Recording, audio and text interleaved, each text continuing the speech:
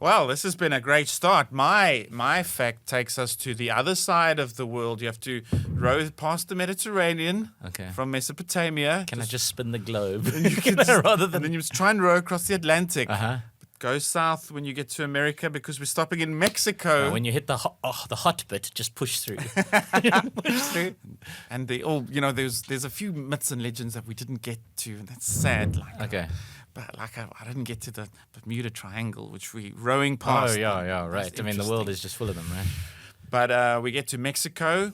And our name is Hernando Cortez. We're Spanish, aren't we? We get there and we find these Aztec people, and we learn that they have a kind of a god, a pantheon of gods. One of them is Quetzalcoatl. I think if you pronounce it, almost sounds African. It sounds almost like a Zulu. Quetzalcoatl, which is almost Did you have the internet? I pressed play. I was about to say, did you? I'm glad you did, because I would actually have no idea how to pronounce it.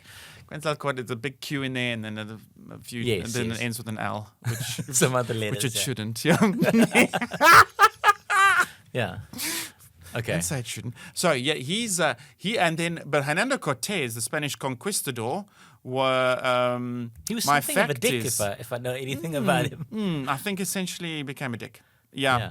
But the fact is that he was the Aztecs thought he was Quetzalcoatl, who was the feathered serpent god, because of the conquistador helmet being covered in leather and because he was the captain, having quite a big plume of feathers in its makeup. So they saw the helmet, they saw the feathers, and they thought, this is Quetzalcoatl. And then, of course, he's just like a guy with a bunch of friends with guns, and then they ultimately, I think they'll end up betraying the Aztecs and killing them all and taking over the city. That history is very, very sad. I mean, listen, that's God behavior for you, is what that is.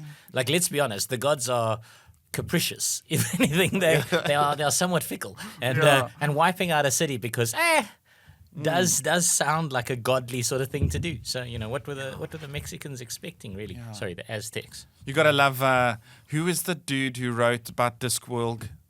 Terry Pratchett. Yeah, and then but while the mortals are doing their thing, there's always the gods playing a game on top. It's very lovely. Yeah. Okay. So do you? So he was mistaken for Quetzalcoatl. Sure. I mean he got accepted very quickly. And they literally invited him, to come and chat with the king. I would have been a lot more suspicious, but I don't know whether that's because we tend to be. We've got the internet now, and we know the darkness of man. Like it gets sent to our phone, so we're much more accustomed to that. So perhaps if you're a 14th century god, there's those Jack Handy jokes, and of course there's the one that says, if you were a naked Aztec peasant.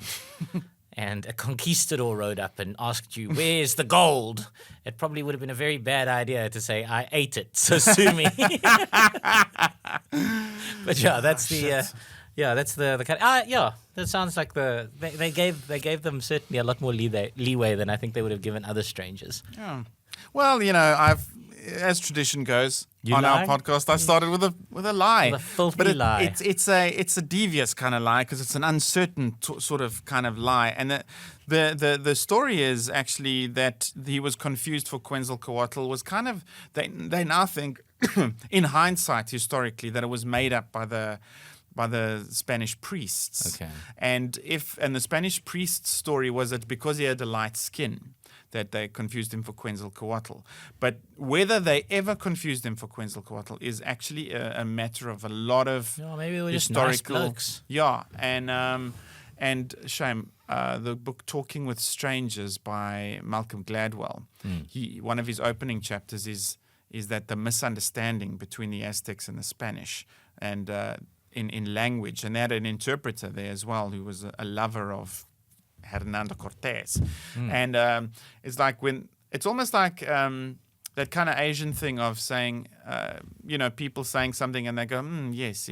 That yes, sometimes means I understand. It doesn't mean I agree with you. Right. And so there was this thing of, can we come in and pull in and take over and plant things? And it was like, I understand what you want to do. But it wasn't like, yes, by all means. Okay. And very, very sad how that's kind of history in hindsight. But no, it's apparently was a made up thing by the Spanish priests that he even was Quetzalcoatl, and it certainly wasn't. I mean, it wasn't. It was the light skin, not the feathered serpent is what Quetzalcoatl was, and I made that up about the feathers and the leathery helmet. That was a No, lie. I mean, I didn't think the feathers. I thought maybe they would have the Romanish brush, perhaps.